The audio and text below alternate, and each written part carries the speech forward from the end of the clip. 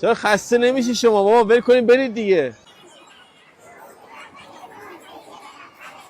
مردم ایران به عشق ترامپ پرچم آمریکا رو آوردن اینجا.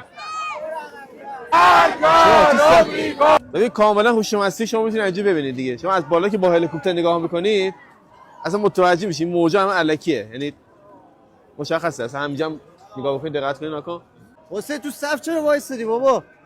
مگه ساندویچ و ساندویچینا نمیدن؟ نه این صف نماز دیوار بیرون. برو بابا، مگه این همه واسه نماز وایسادن؟ بابا این شما معلوم بیدین که کی واسه نماز وایسادن؟ بابا روزه دیوانه بیبری. اکبر الله اکبر. پهپاد زد. واسه چرا مردم نمیترسن موشت که؟ بابا خمینی چیکار کرد با این ملت؟ نمیترسن، همینجوری تو قیام وایسادن. اونجا با مشت ملت در میرن اونوری. بابا همه چی دونه فرار میکنه. چی؟ کجا میریم؟ همون سمتی که میزنن که بتونن همه در صحنه. اگه واسه تظاهرات‌های ما هم امنیت برقرار می‌کردی همین جمعیت میومد.